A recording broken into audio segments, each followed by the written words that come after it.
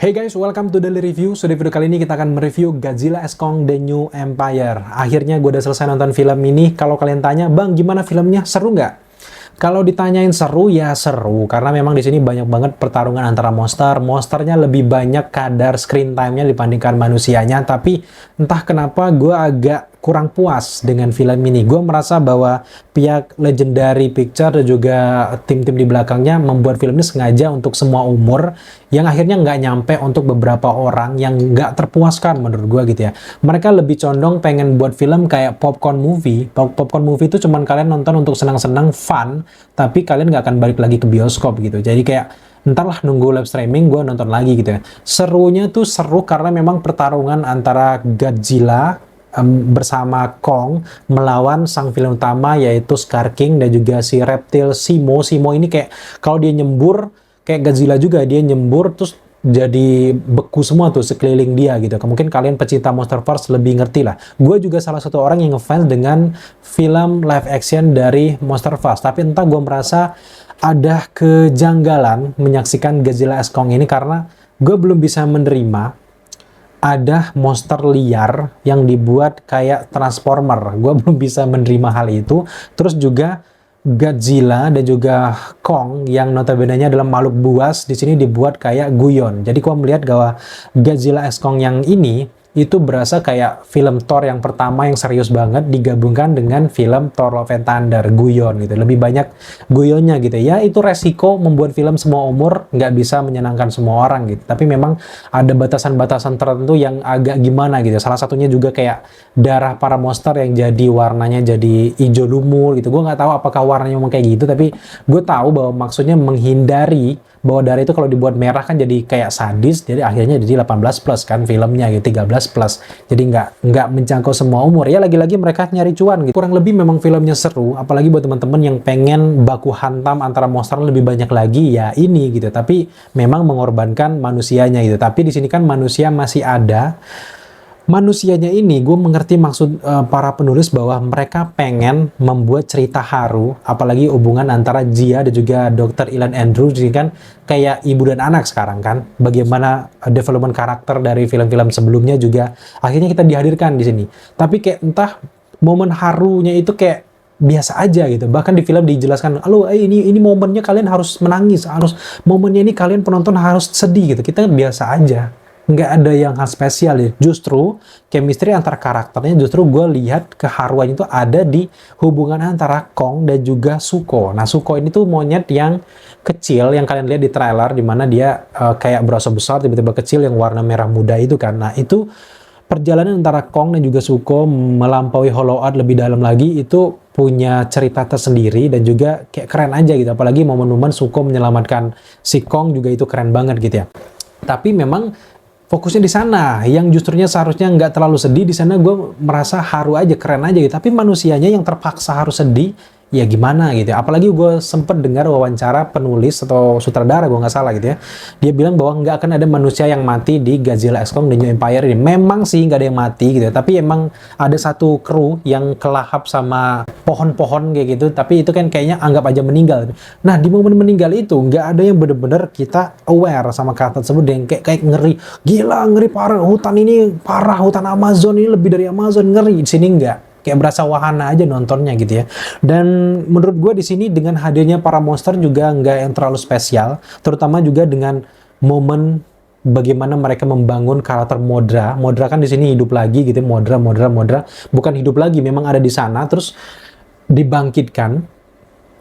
Itu kurang spesial, apalagi dengan dia menolong, membantu cuman jadi cameo, tapi lewat sana lewat sini kayak agak gimana gitu ya. Gue merasa agak kurang menarik gitu ya. Sekarang juga kita bahas soal Scar King. Scar King juga sebagai villain utama, gue pikir ini bakal serem parah. Apalagi di awal film diperlihatkan pos dari Monarch ini kan hancur gitu ya.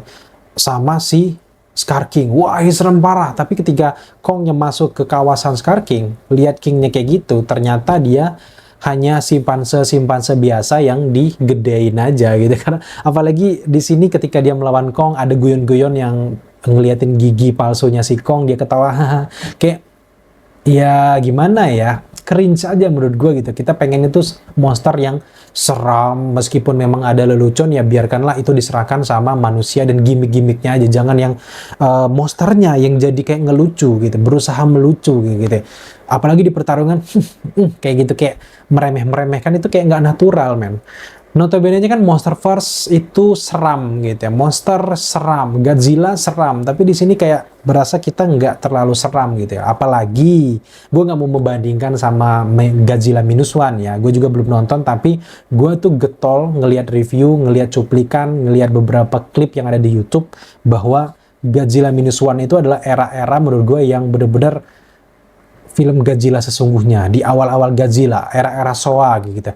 Nah, ngomongin era Showa, Godzilla X Kong The New Empire ini menurut gue adalah seharusnya itu rilisnya di tahun 1986 atau di tahun 2000-an, karena memang alur ceritanya sederhana banget kayak gini, lebih banyak monster yang kayak berasa kayak zaman Showa itu era gitu, kayak monster yang digoyang-goyangin pakai tangan, nah kayak gitu, lebih banyak lihatnya kayak gitu, walaupun memang CGI-nya nggak perlu dipertanyakan lagi, itu keren, nah, tapi ini intinya adalah Godzilla X Kong ini menurut gue adalah era Showa yang berbudget $1 juta, $2 juta gitu, lebih gede banget gitu ya. Jadi kayak ya kayak gitu, kalian pengen lihat big book monster ya di sini, tapi kalau kalian pengen cerita yang benar-benar terstruktur, alurnya keren, transisinya menarik, nggak ada di film ini gitu ya. Apalagi karakter-karakter yang hadir kayak Jia sebenarnya kan juga keren, selama ini biasa aja di sini. Dr. Ellen Andrew juga biasa aja, kemudian juga Bernie juga ya cuman sekedar menambah sisi humor yang sebenarnya udah ditanamin dari awal gitu, kayak terlalu banyak kurang puasnya gitu. Tapi apakah puas misalnya? Ya puas aja, ya kayak popcorn movie, ya, gue nggak akan nonton lagi, tapi ya puas gitu. Susah menjelaskan gimana, karena kalau kita berbicara soal sinematografi, pengambilan gambarnya, gimana penggambaran Hollow Earth itu satisfying banget. Kayak gue seneng dengan penggambaran Hollow Earth ini lebih dalam lagi dan keren gitu. Tapi memang ya perusaknya ya ceritanya. Ya yang harus disalahkan menurut gue ya tim penulis skenario-nya, kenapa membuat cerita sesimpel ini. Ya gue ngerti bahwa ini semua umur, tapi nggak pula sesimpel ini juga menurut gue. Jadi dari sepanjang Monsterverse yang digarap oleh Legendary, menurut gue ini adalah salah satu yang cukup mengecewakan menurut gue gitu ya. Gue nggak mau menjatuhkan, nggak ngajak kalian jangan nonton film ini, nggak. Kalian justru harus nonton dulu. Nah, kalau kalian setuju, baru kalian ikut komen di bawah, dan kalau kalian nggak setuju, bantah di komen di bawah gitu ya. Apalagi buat teman-teman yang pencinta Monsterverse dari Jabang Bayi gitu ya. Mungkin kalian seneng dengan gaya penyutradaraan seperti ini gitu, tapi kalau gue secara pribadi, mohon maaf, gue kayak biasa aja, kayak nggak ada berkesan gitu. Dan di luaran juga orang nggak segitunya untuk nge-review dan juga antusias dengan film ini gitu ya, udah sekali lewat aja. Tapi dengan budget sebesar itu, dengan memunculkan banyak monster kayak gitu, rugi banget ya dengan cerita yang kayak gitu. Apalagi dengan gimmick-gimmick monsternya kayak Godzilla tidur, itu kayak perlu nggak perlu sih kayak gitu. Godzilla itu lebih serem tidurnya di bawah laut, di dalam es kayak gitu, bersembunyi. Ini kok di tengah lapangan, di menara kayak gitu, diperlihatkan banyak orang. Gue nggak senyum sama sekali gitu ya. Dan juga perubahan Godzilla menjadi warna pink, tadinya gue tuh menungguin banget momen dramatis kok bisa berubah jadi warna pink. Apalagi dulu kan muncul trailer di era-era Barbie kayak gitu kan, kita ngeliat wah gimana nih Godzilla ikut pink juga. Tapi setelah nonton filmnya ya transisi dia jadi pink, ketemu Tiamat dan juga yang lainnya, nggak yang memorable banget gitu ya, kayak kurang. Kalian ngerti kan kalau kalian dapet sayur enak, sayur ayam, sayur sapi misalnya, itu enak banget, tapi garamnya kurang. Nah ini di sini garamnya kurang gitu. Kalau segi scoring nggak usah tanya lagi, keren gitu. Tapi memang cerita lagi-lagi juga kekontrasan membuat monster menjadi secanggih kayak berasa nonton Transformer itu agak gimana gitu ya. Lebih baik dibuat Kongnya itu nggak usah lah tambah pakai jari tangan kayak gitu, dia cuman pakai tangan satu berdarah-darah tapi bisa ngalahin Scar King, itu gue lebih setuju gitu.